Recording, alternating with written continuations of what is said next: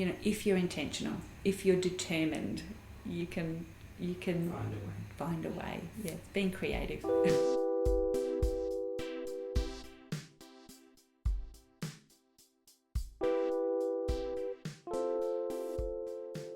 If you find relationships tricky, or you've got some relationships which are just not as fulfilling as you think they should be, we're going to talk about a skill which will start to transform all sorts of relationships, whether it's tension within a family or a marriage situation, or maybe it's work. There's too much conflict. Today, we're talking with Lynn, a trained counsellor with lots of experience in these sorts of relational difficulties.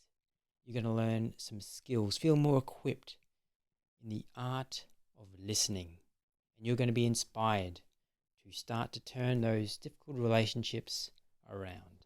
You're listening to the Figuring Life Out Together podcast. Let's go to that interview with Lynn now. All right, Lynn, well, thank you for joining me with this little interview about what listening means and why it's so important. Yeah. I thought we could start by just a quick question about what makes a good listener. Well, I think listening with your whole heart, just the focus and the importance is on the other person. It's not about you, it's wholly and totally about them. And just giving your whole attention and really having an intent to understand what they're saying and the emotions that they might be feeling, in what they're telling you. Well, it's not the response I was expecting. I was thinking, face the person and look at them, but you've really, I like how you narrowed it down to it's all about caring for the other person. So if you look at your life's experiences, are there particular times where you felt really listened to by somebody else? Yes. I think one of my all-time key people is my supervisor who showed me and mentored me and modelled what it was really like to listen and what it was like to feel heard and understood. So he was very key to me. Right, so I imagine that went beyond just sitting and listening to you. What was, were there actions associated with the listening that showed he understood? Yeah, obviously, really caring and listening, silence, letting me finish or continue when I maybe hadn't realised I had more to say. But that obviously that eye contact and that open body language, all of that. The compassion in the tone of voice, reflecting back perhaps what I might have been feeling when I didn't know what I was feeling. Yeah, that's interesting that you say it was your supervisor, because often people would imagine a supervisor, a boss, is directive. Yes, yeah. How do you think somebody can lead by listening? I think it's an absolute key Really? to leading. Yeah, really? To understand, what they're talking about or what they're intending, or just really hearing what they're wanting to say. Yeah, I think it's actually key. Why would you say that? Because when we understand people's hearts and their intentions, their motives, their perceptions, then it kind of, there's a real honesty and a vulnerability about that, and then they're perhaps more open to see, maybe other options, but also, there's just that genuineness and a really good connection between two people where, there's that real understanding, and I think trust is built predominantly through listening, and then they're far more wanting to be led, and the trust is built far more firmly. So it's a key, maybe the key in relationship building. Yes, yeah. If somebody is struggling with a certain relationship, maybe a family relationship or another relationship in their life, and it's quite a difficult circumstance, how could that person begin by listening when there's real tension in that relationship. So listening between two people Yeah, when there's perhaps because some often conflict. It's not easy when there's conflict. Yeah. And I think in the heat of the moment, it's not a good time to listen. Okay. It's really healthy to be able to calm and just reflect perhaps on what the issue is. What it is that's been troubling the person, and then coming together at a time and when there is calm and being able to just share honestly and openly and vulnerably what perhaps has been hurtful or things that have been disappointing, because that's generally what conflict is about, is when we expect something to happen and it didn't. And really hearing people's heart, that I think takes that sting out of it when we understand people's intent.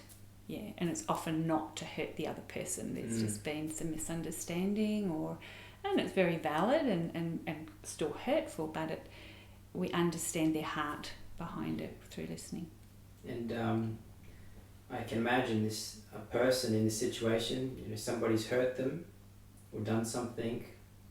Perhaps they know about it, perhaps they don't, but they want to be heard. But what would it benefit them to go and listen to the other person first? Because they want the other person to listen to them. You understand? So why would they go and hear the other person's perspective when they're the one who's hurt? Yeah, and I guess that's the characteristic of Jesus, isn't it? when it's giving compassion when we don't want to. I guess it's also making sure that there's a time when they're heard as well, so that it's a two-way a two-way thing, not just one person gets to share and not the other person. But someone has to go first. Yes. And it's that compassion, I guess, and saying, Jesus, help me to listen when I don't want to. I guess it's rare for somebody not to listen back if you really listen to everything the other person has to say. So can happen, but Right.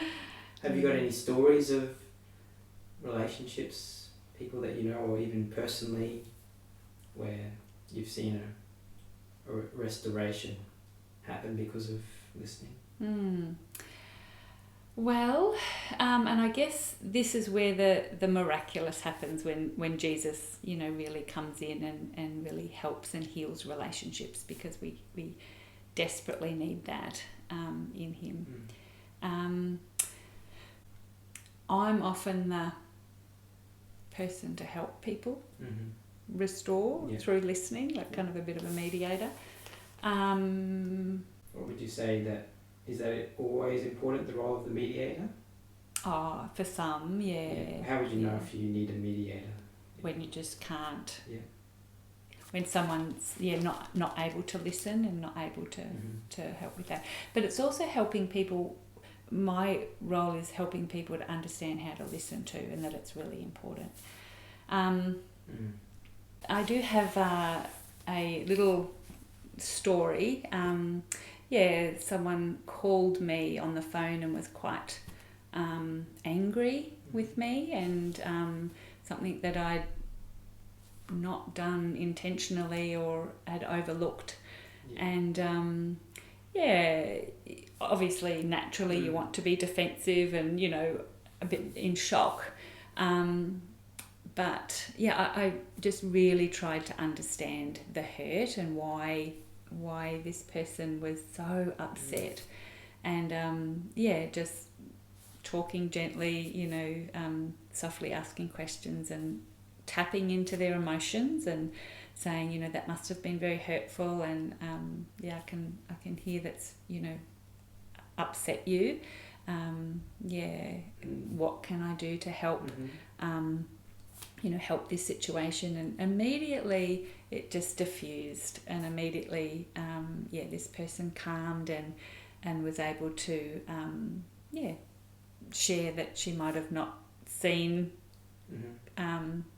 You know, her perception might have been a little clouded, and it ended up being, you know, really good, and we were able to, you know, work down the layers of why that might have triggered her in this particular situation, and we actually ended up having a fantastic talk, and really understood what things were like for her.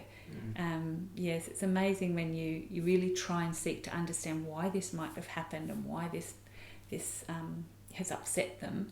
It really does diffuse the situation and can really bring compassion into that situation, and the outcome is very different than perhaps what it might have been.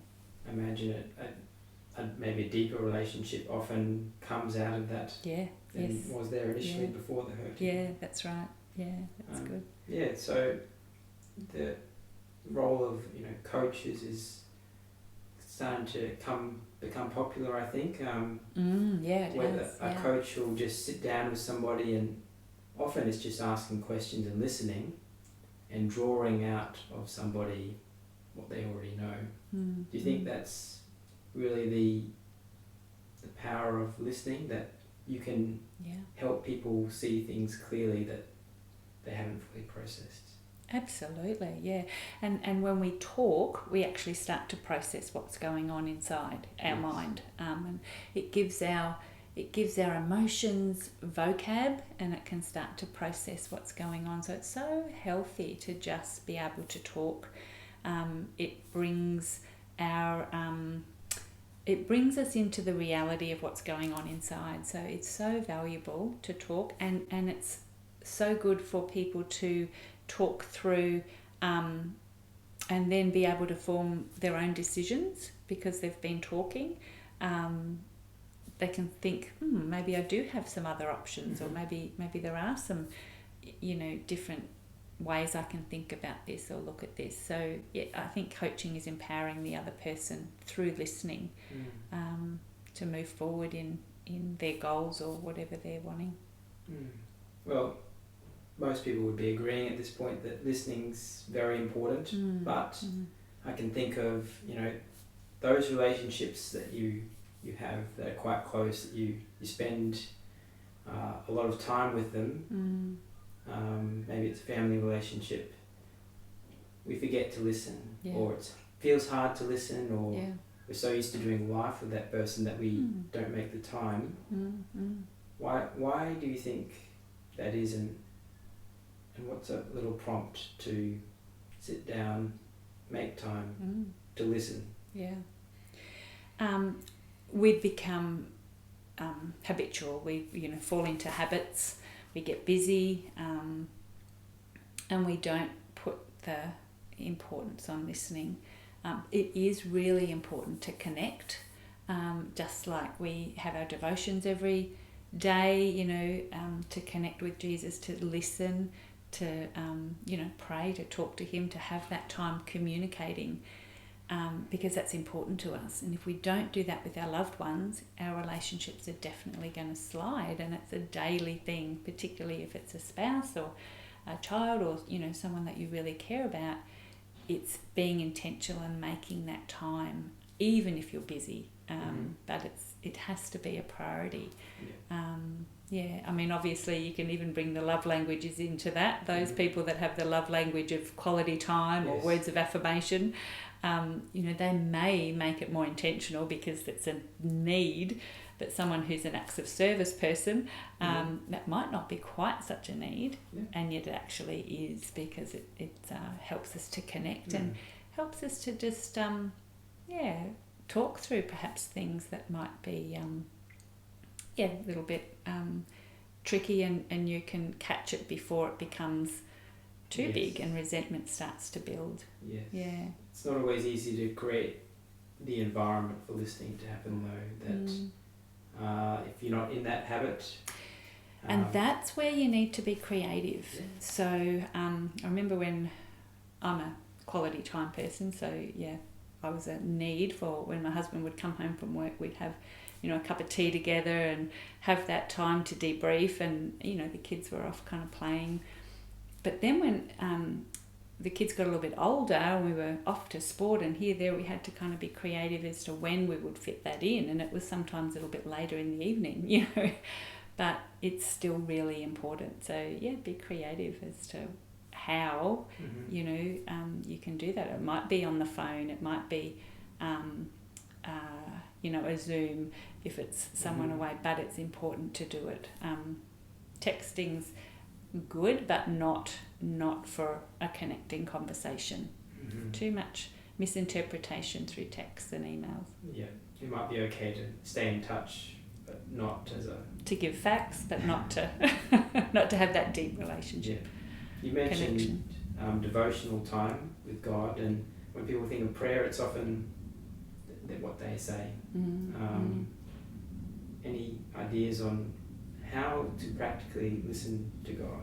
That's really interesting. That's actually what God's been speaking to me about, because I do my devotions with the reading plan, you know, reading the Bible through for a year, but I also another part of the day do a devotional, and I kind of pick up different devotional books and just kind of, you know, see what that has for me. And I found this book in my office, and it's wonderful. I can't tell you what it's called or who's written it, but in each of the devotions it says spend 2 minutes listening to God, then you do the devotion, and then 2 minutes listening to God. And it's been really great but really challenging, because at that time of the day I'm wanting to rush. Yes. So it's just been really good for me to practice that listening to God. You know, when Jesus was baptized, and there was a voice from heaven saying, "This is my son, listen to him." Not pray to him, not talk to him, which was, yes, we need to do that, but listening to God is so important, and to develop that. So yeah, that's my challenge at the minute. So much of that is learning and practicing. Absolutely practicing. Which it might sound easy just to be still. It's not. Not as easy as it sounds. No, our minds wander very quickly. Yeah. And to just, you know, breathe and again focus back on Jesus. Yeah. Yeah. So obviously, if somebody was not used to listening to God, that's a foreign idea to them. Yeah. Just sitting still, that might not, they might not be hearing anything. And that's okay. It's just practicing being intentional about listening to what God might be saying. It's just concentrating on your breathing. It's just really being intentional about being still, and then seeing if God's kind of spoken to you about something. It might be that you are just feeling really grateful, or it might be that you're just feeling just a sense of peace, and just a sense of stillness, and that how important it is for us to switch off. Or it might be that you're realising how cluttered you are. Would you say it relates back to what you said at the start about what makes a good listener? It's caring about God's perspective as a starting point. One, being curious, I guess, about what God thinks about your situation. Right. That's good. And maybe the last question, how much of a role do you think your environment plays in your ability to listen well? Absolutely. It's hard when you've certainly got little children, or noise, or, you know, disruption. I can't even remember who it was, but it was a very famous mother, and she used to put a tea towel over her head to have her quiet time, and I think she had about 11 children or something. Mrs. Wesley. I think that's what it was, and it just really inspired me that, you know, if you're intentional, if you're determined, you can find a way. Yeah, it's being creative. Well, thanks, Lynn. I think I've learned and been encouraged by your thoughts. So thanks very much. Thank I you. hope I've been okay at listening. You've To been you. very good. Excellent. If you've got a thought or question that's arisen from listening to this today, please let us know. Put a comment there in the comments section or send us a message via haventogether.com. You're listening to the Figuring Life Out Together podcast, and if you've enjoyed this, please think about someone else who might and share it with them.